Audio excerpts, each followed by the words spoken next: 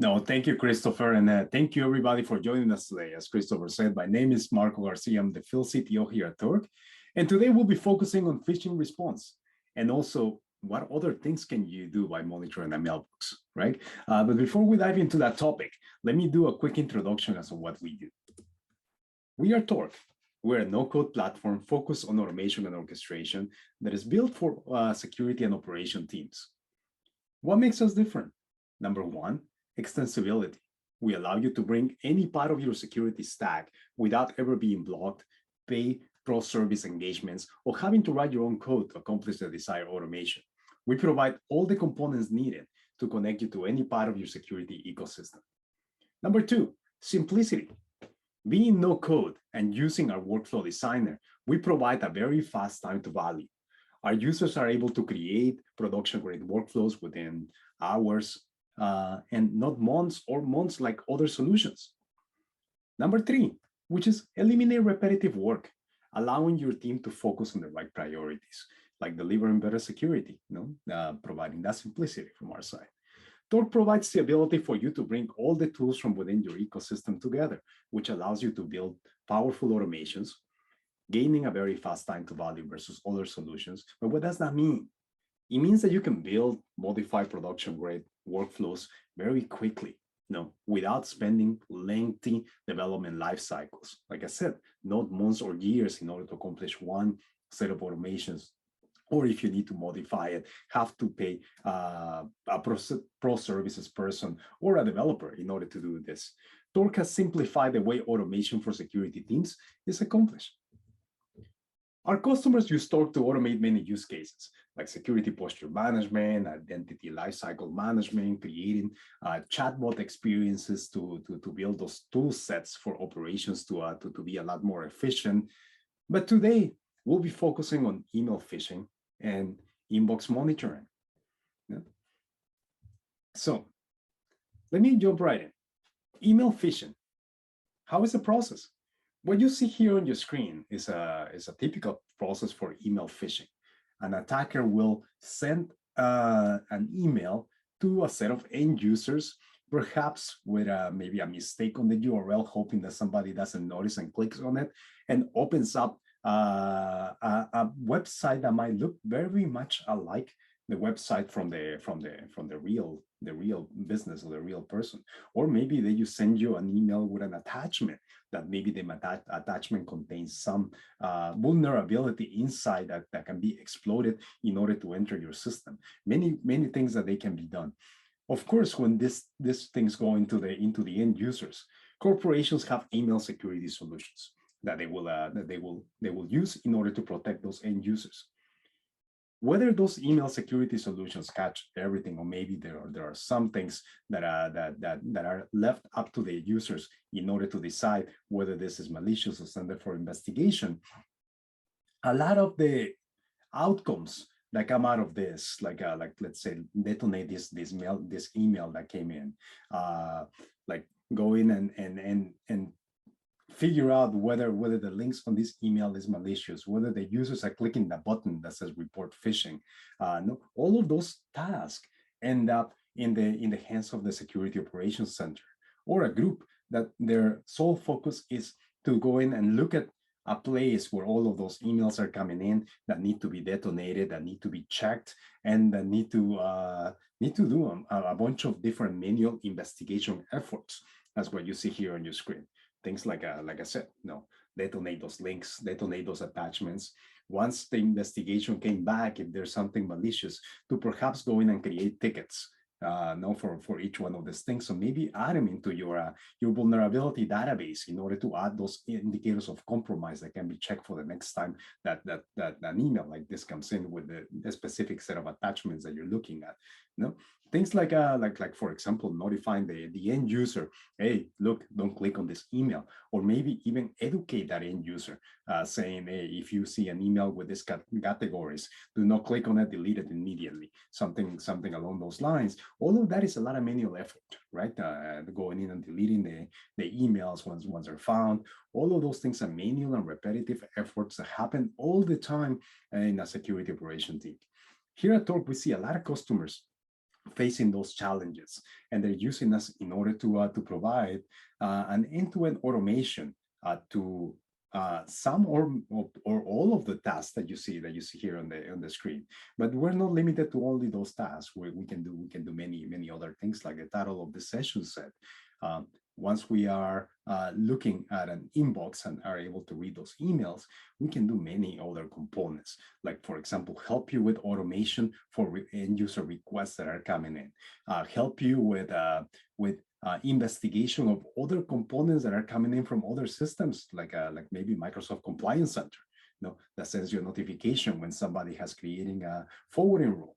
To give you an idea. So once you accomplish one of these automation components with Torg, you can expand it into many other directions. So this leads into the next component, which is how can we help? We can help in many of these areas, like from monitoring, investigate, document, educate, and remediate, which are the pieces that I mentioned just a moment ago.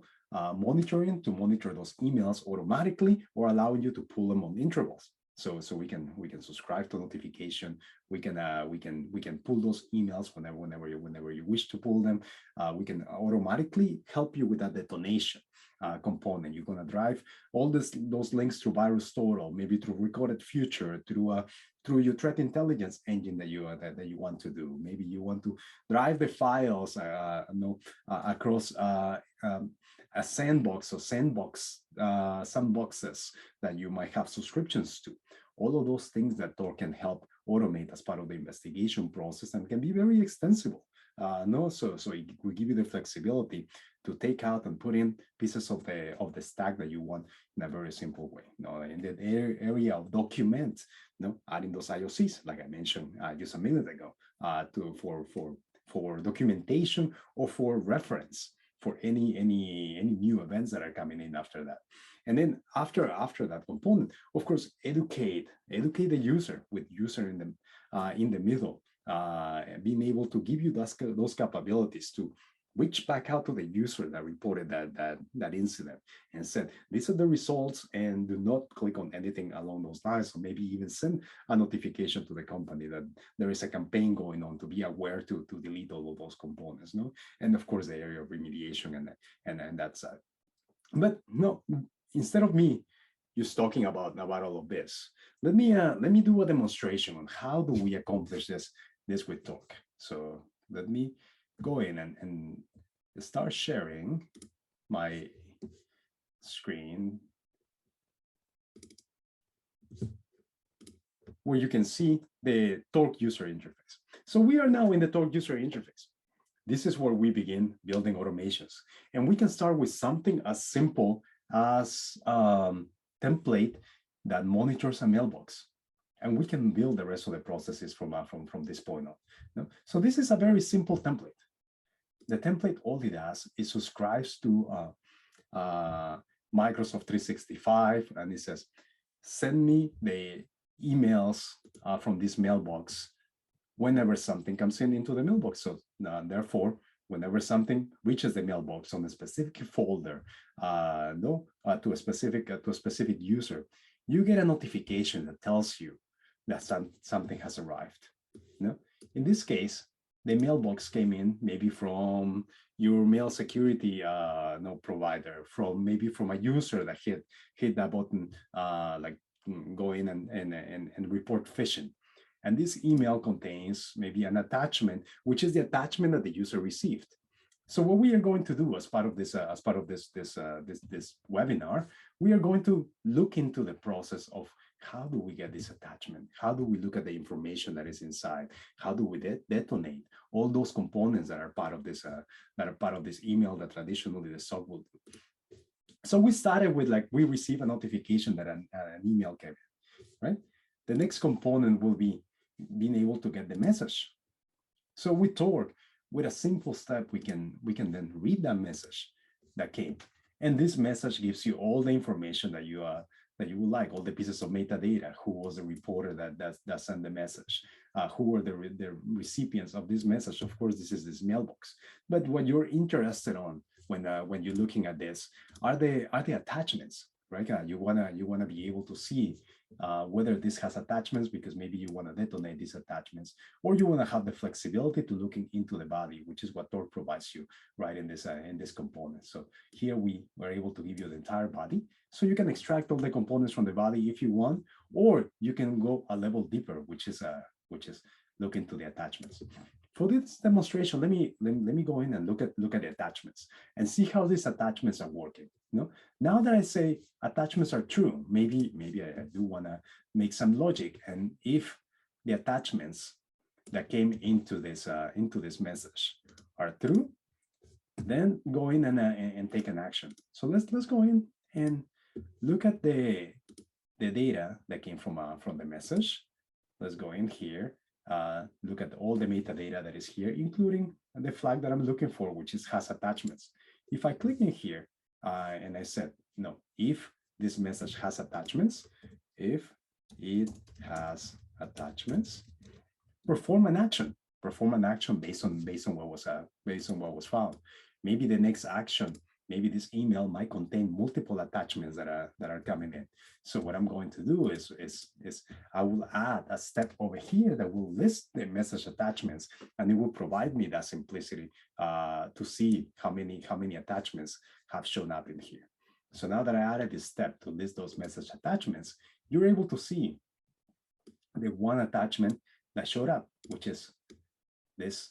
Look at this info, right? And this is an attachment EML file. Look at this info EML. Now that I have this attachment, I can easily go in and pull all the information from this attachment. So now maybe the next component is I want to pull the raw attachment. I want to calculate also like the MD5 SHA components of it. And maybe I also want to have the ability to see the data inside of the attachment and the body, or maybe the attachments inside of the attachment. So we give you the capability of going in and pulling all of the attachment details that are coming out of this message. So with this simple step, the get attachments, it will go out into the mailbox automatically, because this is getting triggered by a notification that an email came in. And now that I received this, now I have all the data from inside of the attachment, including the raw data that can be used in order to upload it to another system. So maybe you want to upload the files into another system. So we give you that capability to store those files, upload it into another system, use it. And then the flexibility and the ease of usage of calculating some of these components of the MD5, SHA-1, SHA-256. So maybe you want to look at it against maybe your internal threat database. That if you have seen these hashes, go in and hey, this is malicious. Go in and add this IOC into all the endpoints, or do specific components. Maybe look it up against Splunk, looking up against any of your SIEM technologies in order to accomplish this. All of those things that you can do with Torq in here. But maybe what I'm interested on is like the data that came in. So here you see all the information from the attachment, all the subject, the sender, the email links, any of the components over here that are listed, including the body of the email that came, and maybe any other components like the email addresses or the URLs or any of these things. Like for example here, well, you see the body in HTML. You can also see the body preview of everything that came in a textual representation base. So maybe the next piece that I want to do is I want to extract the URLs that came in as part of this email. So how do I accomplish that?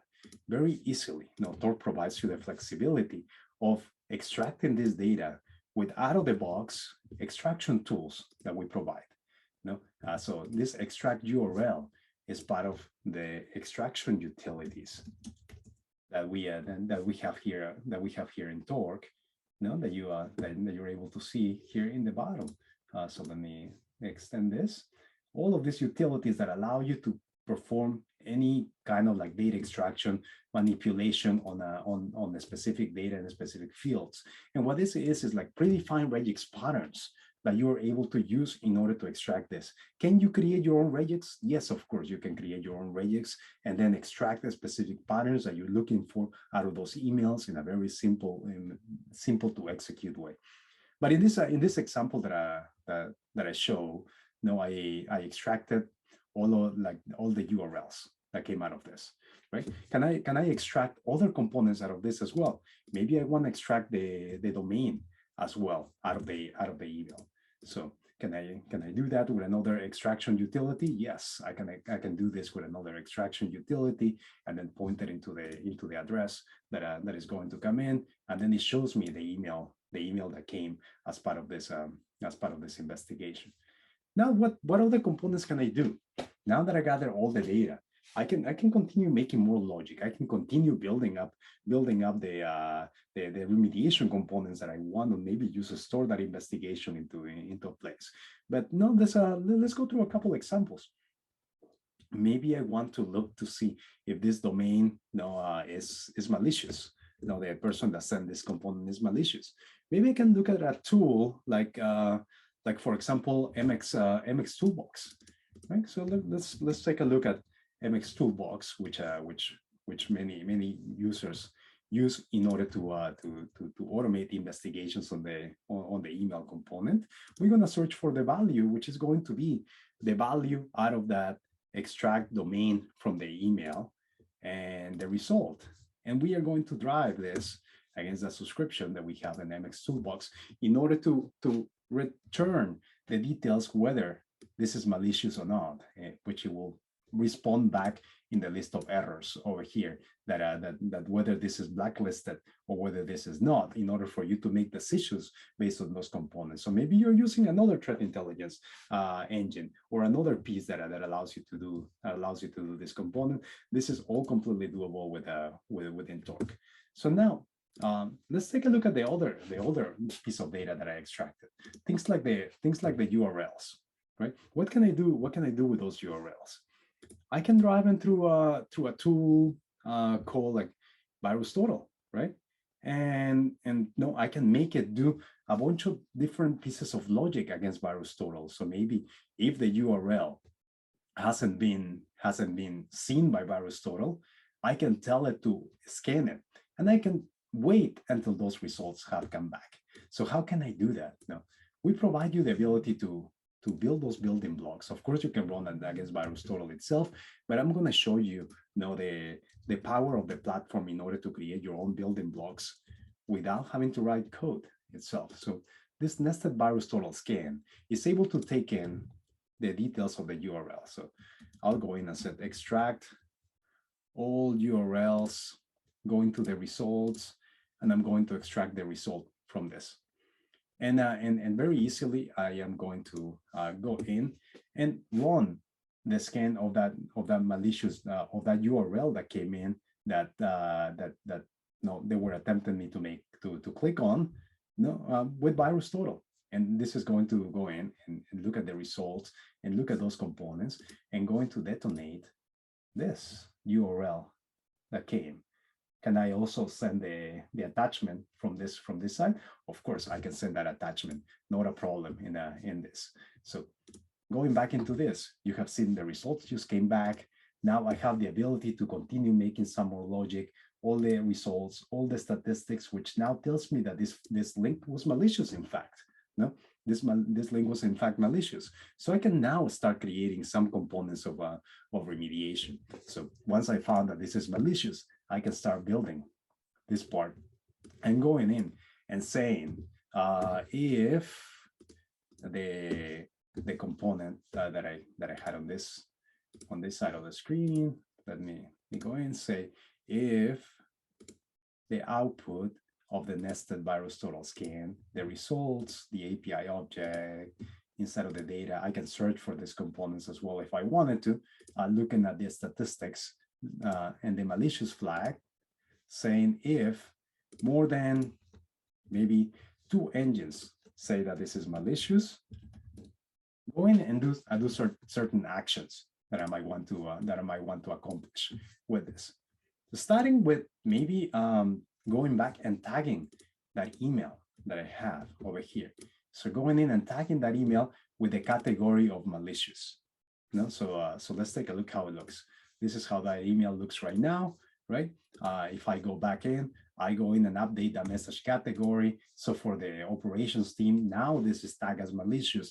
Now they can go back and they can say, okay, this is really malicious. Now you can create filters based on that. You can move those emails to a different folder and have the flexibility of accomplishing many of those things. So maybe the next thing that I want to do is I want to send a message to the user that reported this this phishing attempt. So going back into here, let me zoom back out. I'll send a message via Slack to the person that reported this attempt, and they will get a message saying the email received with this subject, look at this info, is malicious, please delete it immediately. And you can customize this message. You can ask them a question. You can do many pieces that you would like to do in order to notify the user. You can send it to a channel. You can send it to anywhere that you want and pick up the user dynamically as part of the email notification. Now that you have notified the user, maybe the next component is you want to open up a service request, maybe with ServiceNow, maybe with Jira, maybe with any of these systems, and create a service request that there's a phishing attempt. Add as much information as you want as part of the creation of the incident, and then once you have done that, then you're going to receive like the ticket number from ServiceNow that the incident has been opened. You can assign it to somebody. And perhaps the next part that you want is you want to attach all those artifacts, the email into ServiceNow. So we give you the capability to do that. So here we're going to upload a file into ServiceNow and attach it into whatever table you want to attach it into ServiceNow. So very easily, I can go in and now attach this message into ServiceNow, and then therefore saving that EML file into it that now you can use as part of your investigation, your ticket. You can attach all of those attachments, update the MD5, SHA, and any of those pieces that you might want to do as part of the investigation itself. And just like this, we can continue building that logic that you would like to accomplish as part of the phishing response, all without having to write complex lines of code.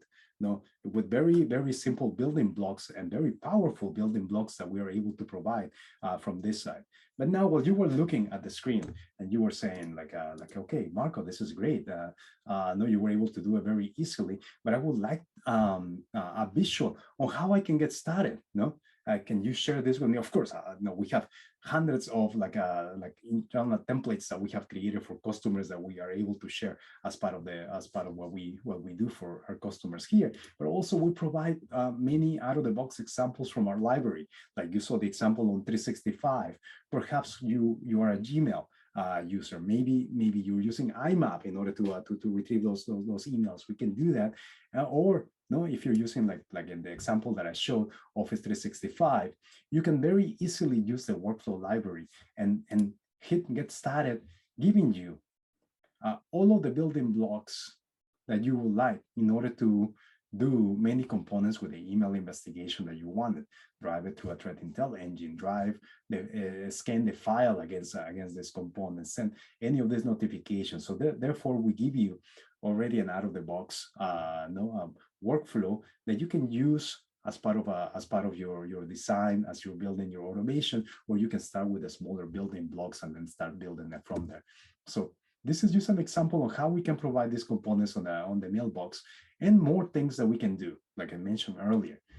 Now that we're able to monitor these emails that come in, we have access to every piece of information that comes as part of this email, and we can go in and act upon like a service requests that come in, act upon notifications that come in from third-party systems, that you might want to automate, act upon many of those things that are necessarily right now in the operation teams. So with Torq, you're not only like limited to phishing response, but to all the power that now you can do by being able to access this email information and make it interact with any other system or with any other user that you will want as part of the automation itself.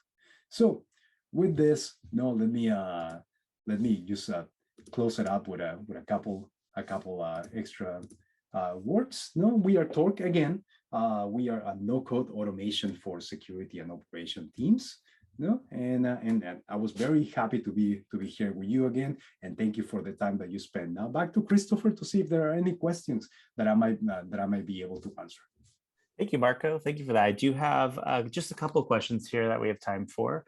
So are there recommendations or best practices for handling IOCs discovered in this process, like where to track or how to apply them for future use? Yes. Many of our customers do a couple of things. Once they discover those IOCs as part of the process, they are able to update their internal IOC repository. That they usually query to see if there is an IOC that has been known. Torq can go in and populate that IOC database and help you keep that repository itself. Now, Torq can also help you automatically send those IOCs into your EDR. So if you want to upload those IOCs to your EDR, you want to upload those IOCs to your to your cloud service, to your firewalls, to somewhere that you want to create those blocks, Torq can assist you with any of those things. So yes, so from the repository of saving those IOCs to actions in order to actually block or prevent things from happening, this is all things that we can do that we can do with Torq, and we of course are working with many customers doing such as actions. Great, thank you, Marco. And then another one, can Torq integrate the responses via Slack or Teams in addition to email? Of course, yes. Just like what you saw on the presentation. I was using Slack in order to send a notification back to the user saying, something malicious just happened on this email. Please do not open it. Just like that, we can interact with companies that are using Microsoft Teams, maybe using WebEx. Maybe you're using Google Chat. Either way, we can interact with all of those users in order to provide that valuable education and alerting mechanism that they will need. So yes, to your question, yes, Christopher. Great, thank you, Marco. I think that's all the time we have for today. Do you have any final words for the group here?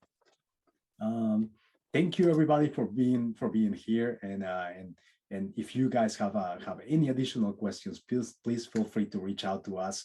We're happy to help you solve any automation needs that you have from your end. And that's all. Thank you very much. Great. Thank you, Marco. And thank you, everyone, for joining today. If you'd like to see Torq's no-code automation platform transform your security team, head on over to torq.io/get started today. All right. Thank you, everyone. Thank you, Marco. Take care. Thank you.